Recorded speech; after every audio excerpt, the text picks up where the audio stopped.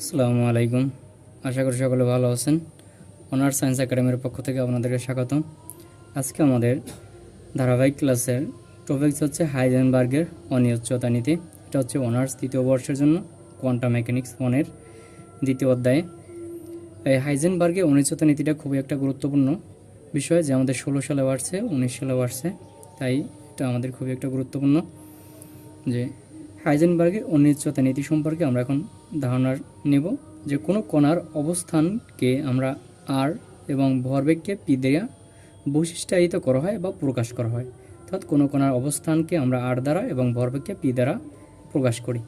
Classical মেকানিক্সে এ দুটো রাশিকে যুগোৎপাতভাবে নির্ভুলতার সাথে নির্ধারণ করা সম্ভব বলে ধরা হলেও কোয়ান্টাম মেকানিক্সে তা ধরা যায় না। অর্থাৎ ক্লাসিক্যাল মেকানিক্সে আমাদের এই অবস্থান ও ভরবেগ যুগোৎপাতভাবে বা একইভাবে নির্ভুলতার সাথে পরিমাপ করা সম্ভব, কিন্তু কোয়ান্টাম মেকানিক্সে সেখানে আমাদের পরিমাপ করা সম্ভব নয়। 1927 সালে জার্মান পদার্থবিজ্ঞানী বার্নার হাইজেনবার্গ কোনো পারমাণবিক কণার অবস্থান ও ভরবেগ যুগোৎপাতভাবে সঠিকতার সাথে নির্ণয়ে মৌলিক সমস্যার কথা বলেন। অর্থাৎ এই দুইটা আমাদের সঠিক যুগোৎপাতভাবে নির্ণয় করার ক্ষেত্রে আমাদের যে সমস্যাটার সম্মুখীন হতে হয় সেই সম্পর্কে কথা বলেন। এক্ষেত্রে সঠিকতার অভাব সংক্রান্ত যে নীতি হাইজেনবার্গ উদ্ভাবন করেন, আমরা এই নীতিটাকে বলা হয় অনিশ্চয়তার নীতি। অর্থাৎ আমাদের একই সাথে যুগোৎপাতভাবে যে অবস্থান ও ভরবেগ নির্ণয় করার ক্ষেত্রে যে সমস্যাটা, এই সমস্যার যে নীতি প্রকাশ করেছে হাইজেনবার্গ, ওই নীতিটাকে বলা হয় আমাদের অনিশ্চয়তার নীতি। দেখুন, হাইজেনবার্গের অনিশ্চয়তা নীতির বক্তব্য হলো কোয়ান্টাম মেকানিক্সে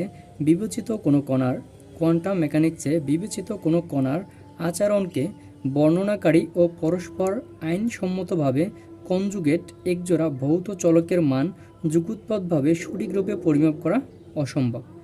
অর্থাৎ যুগোৎপাতভাবে সঠিকরূপে পরিমাপ করা এগুলো সম্ভব নয়। তাই কোনো কণার অবস্থান এক্স ও ভরবেগ পি কিংবা সময় টি ও শক্তি ই এর মান যুগোৎপাতভাবে সঠিকরূপে পরিমাপ করা অসম্ভব, সঠিকরূপে পরিমাপ করা যায় না। এক্ষেত্রে অনিশ্চয়তা নীতি গাণিতিকভাবে প্রকাশকারী অনিশ্চয়তা সম্পর্কসমূহ হবে আমাদের del X into del P. অর্থাৎ অবস্থানের অনিশ্চয়তা এবং ভরবেগের অনিশ্চয়তার গুণফল হচ্ছে আমাদের স্কয়ার/2 থেকে বড় বা সমান। এটা হচ্ছে অবস্থান ভরবেগ অনিশ্চয়তা নীতি। আরেকটা হচ্ছে সময় শক্তি অনিশ্চয়তা নীতি, যেটা হচ্ছে আমাদের ডেল টি এবং del x less than equal square, যেটা হচ্ছে সময় শক্তি অনিশ্চয়তা। এখানে ডেল দ্বারা সংশ্লিষ্ট রাশির অনিশ্চয়তাকে বোঝানো হয়েছে। অর্থাৎ আমাদের যে অনিশ্চয়তা বা ত্রুটি থাকে সেটাকে আমাদের ডেল দ্বারা প্রকাশ করা হয়। তারপরে আমরা দেখব যে এই অনিশ্চয়তা নীতি নিয়ে আমাদের কিছু ম্যাথ আছে, আর এই ম্যাথটা আমাদের 19 সালে আসছে, যে ম্যাথটা আমাদের খুবই গুরুত্বপূর্ণ।